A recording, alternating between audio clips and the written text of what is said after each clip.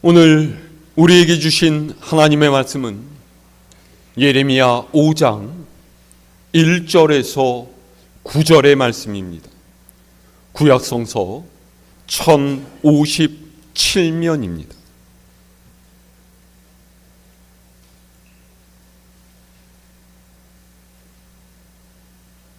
봉독하겠습니다. 너희는 예루살렘 거리로 빨리 다니며 그 넓은 거리에서 찾아보고 알라. 너희가 만일 정의를 행하며 진리를 구하는 자를 한 사람이라도 찾으면 내가 이 성읍을 용서하리라. 그들이 여호와께서 살아계심을 두고 맹세할지라도 실상은 거짓 맹세니라. 여호와여, 주의 눈이 진리를 찾지 아니하시나이까. 주께서 그들을 치셨을지라도 그들이 아픈 줄을 알지 못하며 그들을 멸하셨을지라도 그들이 징계를 받지 아니하고 그들의 얼굴을 바위보다 굳게 하여 돌아오기를 싫어하므로 내가 말하기를 이 무리는 비천하고 어리석은 것뿐이라. 여호와의 길 자기 하나님의 법을 알지 못하니 내가 지도자들에게 가서 그들에게 말하리라. 그들은 여호와의 길 자기 하나님의 법을 안다 하였더니 그들도 일제히 멍에를 꺾고 결박을 끊은지라. 그러므로 수풀에서 나오는 사자가 그들을 죽이며 사막의 이리가 그들을 멸하며 표범이 성읍들을 엿본즉 그리로 나오는 자마다 찢기리니 이는 그들의 허물이 많고 반역이 심함이니이다. 내가 어찌 너를 용서하겠느냐? 네 자녀가 나를 버리고 신이 아닌 것들로 맹세하였으며 내가 그들을 배불리 먹인즉 그들이 간음하며 창기의 집에 허다히 모이며 그들은 두루 다니는 살찐 수말같이 각기 이웃의 아내를 따르며 소리 지르는도다. 여호와의 말씀이니라. 내가 어찌 이 일에 대하여 벌하지 아니하겠으며 내 마음이 이런 나라에 보복하지 않겠느냐. 아멘. 여러분이 혹시 기억나실지 모르겠지만은 지난 2023년 2월달 튀르키예 동남부 가지안테프 지역에 규모 7.8의 대지진이 일어났었습니다. 이로 인해서 튀르키예와 그리고 인접해 있는 시리아를 합쳐서 사망자만 4만 1,000명이 넘었었고 1,300만 명이 넘는 이재민이 발생을 했죠. 재산상의 손실은 수백조 원을 넘어섰고 한 세대를 지나도 복구할 수 없을 만큼 엄청난 피해를 입었습니다. 그런데 이런 지진 참사의 와중에서 튀르키예 남부에 위치한 에르진이라는 인구 한 4만 2천 명 정도의 한 작은 도시가 의도치 않은 주목을 받았습니다. 왜였을까요? 이 도시는 그 끔찍한 지진에도 아무런 피해를 받지 않았기 때문입니다. 도시에 있는 건물 중 민가 몇 채만 일부 파손되었을 뿐이지 한 명의 부상자나 사망자도 없었습니다. 어떻게 된 일이었을까요?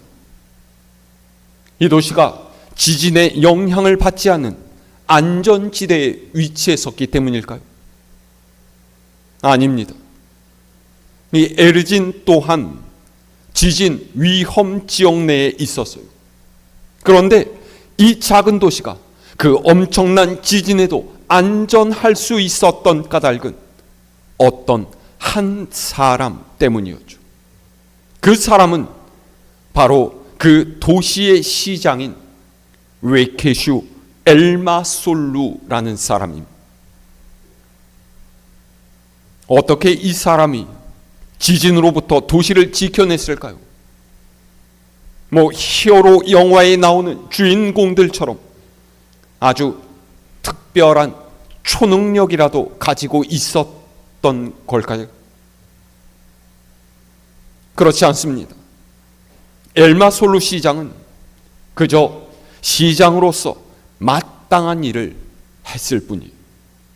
도시 내 건물을 지을 때 불법적으로 용도 변경을 하거나 건축법을 어기면서 값싼 자재를 써서 건물을 짓는 것을 절대로 용납하지 않았고, 건축 규제를 회피하는 사람들과 맞서 싸우면서 그저 원칙과 규정에 맞게끔 건물을 짓게 했던 것이죠. 그랬더니 수많은 사람이 죽고 건물이 주저앉는 대지진의 참사 속에서도 이 에르진이라는 도시만큼은 거의 피해가 없었더라라는 거예요. 한 사람, 마땅히 해야 할 그 일을 한 그 한 사람이 끔찍한 재앙으로부터 도시를 지켜내고 소중한 생명들을 살려낸 것이죠. 에르젠의 기적은 그렇게 한 사람이 마땅히 해야 할 일을 실천함으로써 이루어진 아주 평범한 기적이었습니다. 오늘 읽은 성경 말씀은 남유다의 선지자인 예레미야가 전한 메시지입니다. 예레미야 선지자가 하나님의 말씀을 선포했던 이때는 이미 북이스라엘이 아수르의 멸망을 당하고 남유다마저도 강대국들의 위협을 받고 있던 급박하고 암울한 시절이었죠. 그런 때 유다 백성은 하나님을 의지하면서 어려움을 이겨내려고 한 것이 아니라 이방의 우상 앞에 절하며 자기 욕심을 따라 세상의 것을 구하며 살았던 거예요. 오늘 말씀 2절 이하는요, 이런 남유다 백성의 죄상을 고발하고 있어요. 자, 우리 오늘 2절 말씀 다시 함께 읽어볼까요? 시작. 그들이 여호와께서 살아계심을 두고 맹세할지라도 실상은 거짓 맹세니라. 아멘. 그들이 여호와께서 살아계심을 두고 맹세하지만 사실 그 맹세는 새빨간 거짓말이라는 거예요. 여러분 생각해 보세요. 이스라엘 백성이 여호와 하나님의 이름을 두고 맹세한다는 것은 맹세 중에서도 가장 큰 맹세일 거예요. 그런데 그것마저도 거짓으로 점철되어 있다면 그 외에 다른 것들은 생각할 필요조차 없는 것 아니겠습니까? 이어지는 3절 말씀 보세요. 자, 함께 읽어볼까요? 3절의 말씀 시작. 여호와여, 주의 눈이 진리를 찾지 아니하시나이까? 주께서 그들을 치셨을지라도 그들이 아픈 줄을 알지 못하며 그들을 멸하셨을지라도 그들이 징계를 받지 아니하고 그들의 얼굴을 바위보다 굳게 하여 돌아오기를 싫어함으로. 아멘. 하나님께서 거짓과 불의를 일삼는 이들을 치셨는데 그들은 맞아도 아픈 줄을 몰라요. 징계를 내리셔도 받지 않고 고통을 당하면서도 하나님께로 돌아오기를 죽기보다 더 싫어하더라라는 거예요. 얼마나 답답한 일입니까? 하나님께서는 이 백성을 그냥 놓아두실 수가 없어요. 그들이 지금까지 행한 죄악이 너무나 크고 이제는 돌이킬 수 없는 데까지 이르렀기 때문이죠. 그래서 하나님께서는 예레미야 선지자를 통해서 남유다 백성에게 따져서 묻고 계셔. 내가 너희를 심판하려는 것이 과연 잘못된 일이냐, 지나친 일이냐, 너희가 한번 생각해 봐라, 그러시는 것이죠. 자, 아래로 내려가서 7절에서 9절 말씀도 한번 읽어볼까요? 7절로 9절의 말씀 시작. 내가 어찌 너를 용서하겠느냐? 네 자녀가 나를 버리고 신이 아닌 것들로 맹세하였으며 내가 그들을 배불리 먹인즉 그들이 간음하며 창기의 집에 허다히 모이며 그들은 두루 다니는 살찐 수말같이 각기 이웃의 아내를 따르며 소리 지르는도다. 여호와의 말씀이니라. 내가 어찌 이 일들에 대하여 벌하지 아니하겠으며 내 마음이 이런 나라에 보복하지 않겠느냐. 아멘. 하나님께서 이들을 용서하지 못하는 이유가 무엇입니까? 이들은 하나님을 버리고서 돌과 나무로 된 우상을 그들의 신으로 여기고 그 앞에서 맹세했어요.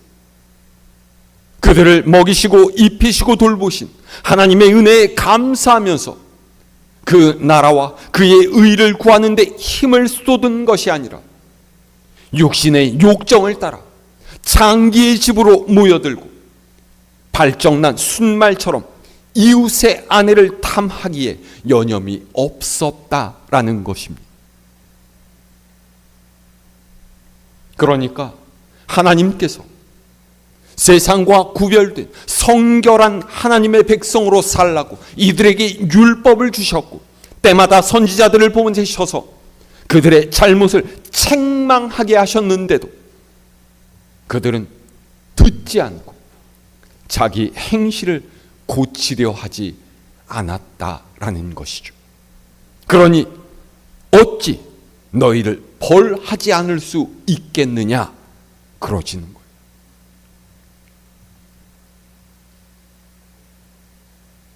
(1장에서) 예레미야 선지자는 이런 악한 시대에 닥칠 하나님의 심판을 끓는 가마솥의 환상으로 이야기를 합니다. 커다란 가마솥에 물이 펄펄 끓고 있는데 그 솥이 북쪽으로부터 아래로 기울어지고 물이 흘러내리고 있는 거예요. 얼마나 섬찟합니까? 솥이 완전히 기울어져서 끓는 물이 쏟아지게 되면 그 아래에 있는 이들 어떻게 되겠어요? 이 가마솥의 환상은 엄청난 재앙이 닥쳐오고 있다라는 뜻입니다. 참혹한 파멸이 시작되었다라는 것이죠. 하나님께서 북쪽에 있는 강대국들을 움직이셔서 마치 끓는 물이 쏟아져 내리는 것처럼 그렇게 남유다로 쳐들어오게 하신다라는 거예요. 이렇게 엄청난 재앙과 파멸이 닥쳐올 때 어떻게 해야 합니까? 유다 백성을 구하고 예루살렘 성을 지켜낼 방법 아예 없는 것일까요? 이 모든 것이 하나님을 배신한 유다 백성에 대한 하나님의 심판이라면 하나님의 용서를 받을 길 어디에도 없다라는 말이겠습니까?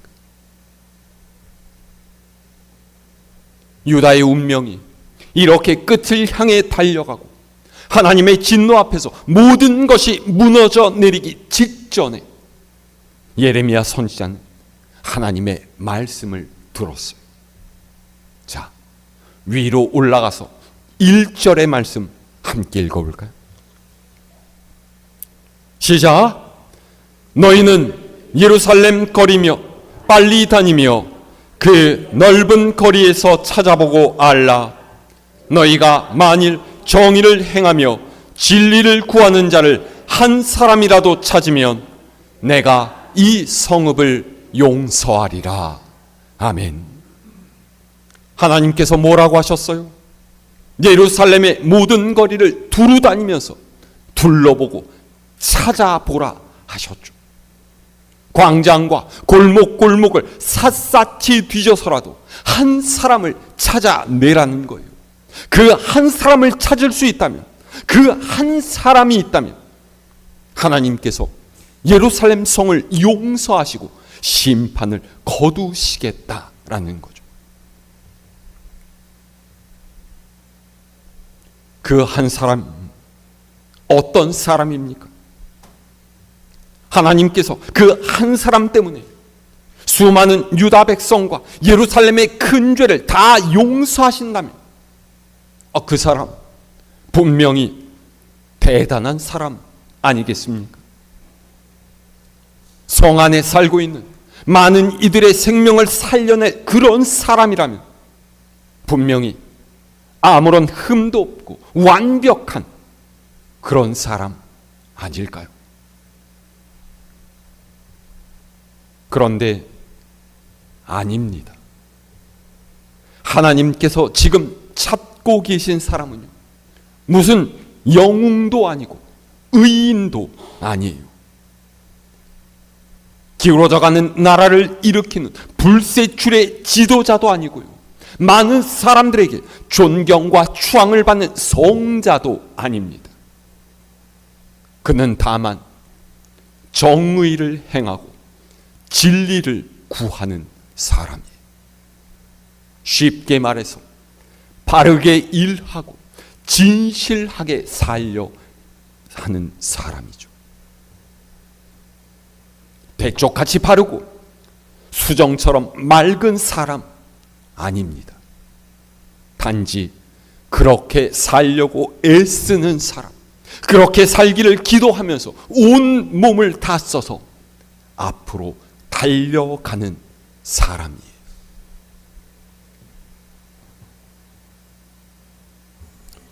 사실 성경에 기록된 역사를 살펴보면 하나님께서는 언제나 그 한 사람을 찾으셨습니다. 일찍이 노아의 때도 그랬었죠. 그때 세상은 사람의 죄악으로 가득 찼었습니다. 사람들의 생각과 계획은 전부 다 악한 것뿐이었죠. 얼마나 죄악이 넘쳐났으면 하나님께서 세상에 사람 지으신 것을 후회하시며 한탄하셨겠습니까? 그래서 하나님께서는 사람뿐만 아니라 땅 위의 모든 생물과 공중의 새들까지도 전부 다 멸절시키시기로 하셨어요. 그런데 그때 하나님의 은혜를 입은 한 사람 있었죠. 썩어버린 세상에서, 무법천지가 되어버린 세상에서 하나님을 경외하고 그분의 말씀대로 살려고 애썼던 단 한 사람, 그가 바로 노아였어요. 하나님께서는 그 한 사람 노아를 부르셔서 대홍수의 파멸로부터 생명이 이어져 가게 하셨던 거예요. 아브라함은 또 어떻습니까? 인간의 교만이 하늘을 찌른 바벨탑이 무너진 후에 하나님께서는 아브라함을 부르셔서 새로운 약속을 주셨어요. 그 한 사람을 부르셔서 모든 민족이 복을 받는 새로운 역사를 시작하셨죠. 이스라엘 족속이 애굽에서 바로의 압제에 고통당할 때는 또 어땠습니까?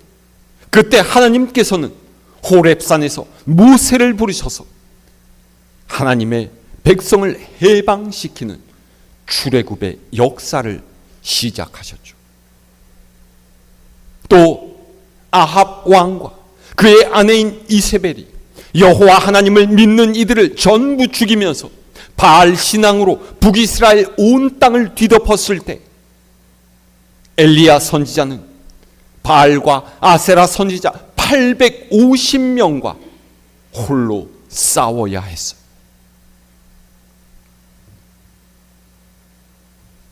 여러분, 노아도 그렇고요, 아브라함도 그렇고, 모세도, 엘리야도 세상과 반대의 길을 걸어가면서 두렵지 않았을까요? 도망치고 싶지는 않았겠습니까? 나도 그냥 세상 사람들이 사는 대로 그렇게 살까? 그런 유혹을 받는 때는 없었겠습니까? 하지만 이들은 꿋꿋하게 하나님을 향한 믿음을 지키고 말씀에 순종했어요. 왜입니까? 하나님께서 그들이 평안하도록 지켜주시고 아무런 문제없는 인생을 살게 해주셨기 때문이 아니에요. 그렇게 하면 나중에 어마어마하게 큰 보상을 받기로 약속되어 있었기 때문이 아닙니다. 하나님의 백성은 그분께서 베푸신 은혜에 합당하게 살아야 한다라고 여기고 그렇게 사는 것이 성별된 하나님의 백성으로서 마땅히 해야 할 일임을 알았기 때문이에요. 스스로 하나님께서 찾으시는 그 한 사람이 되어서 시대의 어둠을 밝히고 더러움을 씻어내는 삶을 사는 것이 자신의 사명이라는 것을 깨달았던 것이죠.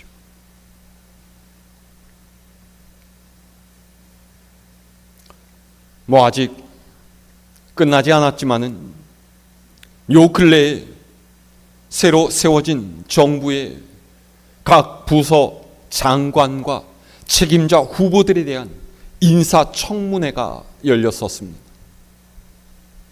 그런데 이 사람들의 면면을 보면요, 문제가 없는 사람을 거의 찾아볼 수가 없어요. 어떤 이는 부정한 방법을 동원해서 자기 재산을 불렸고요. 어떤 이는 자신의 권력을 이용해서 부하 직원들에게 갑질을 행사했고요. 또 어떤 이는 자신이 쓰지도 않은 논문을 자기 것처럼 가져다 쓰기도 했고요. 또 어떤 이는 버젓이 법을 어기면서 자기의 어린 자녀를 외국에 유학 보낸 이도 있었습니다. 그러니까 국민을 위해서 일하라고 자리를 맡기고 권력을 주었더니 죄다 자기 배를 불리는 데만 몰두했다라는 거예요. 그리고 이제는 중앙에서 장관을 하겠노라고 나선 것이죠. 그야말로 고양이에게 생선을 맡긴 꼴 아니겠습니까? 어처구니 없는 전 정권을 내려앉히고서 새롭게 쇄신을 하려고 해도 그에 걸맞는 사람이 보이질 않아요. 당연한 원칙을 지키고 양심에 맞게 행동했던 에르진의 시장 엘마 솔로 같은 이가 우리에게 없는 거죠. 오늘날 우리 사회가 예레미야 선지자가 탄식하던 그 시절의 남유다와 얼마나 많이 다르겠습니까?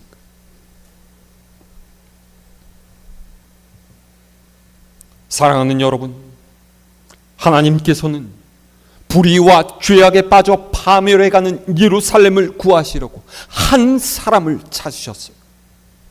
모든 길과 거리를 구석구석 두루 살피고 광장을 샅샅이 뒤져서라도 그 한 사람을 찾으라 하셨죠. 그 한 사람이 있다면 예루살렘 전체를 용서하시겠다라고 하셨어요. 아까도 말씀드렸다시피 그는 엄청 대단하고 뛰어난 인물이 아닙니다. 단지 바르게 일하려고 애쓰는 사람, 참되게 살려고 기도하는 사람이죠.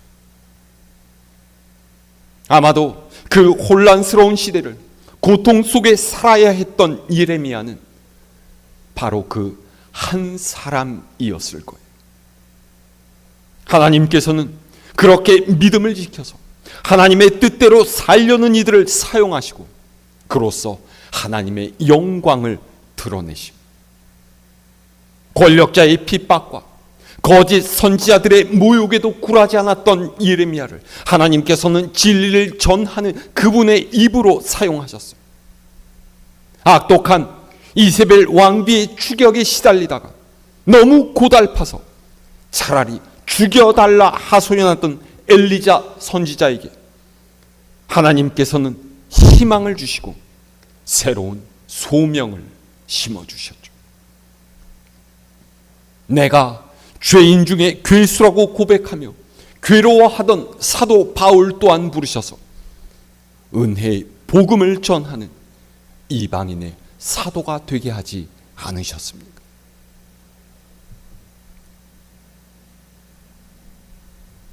이 혼돈과 암흑의 시대에 우리가 그리스도인으로 산다는 것은요, 하나님께서 애타게 찾으셨던 바로 그 한 사람이 되는 거예요. 지금 이 나라에, 이 사회에 세상의 소리가 아닌 하나님의 말씀에 귀를 기울이며 바르게 일하고 진실하게 살려고 애쓰는 사람, 그렇게 끊임없이 기도하는 사람, 그 한 사람이 너무나 절실하게 필요하지 않습니까?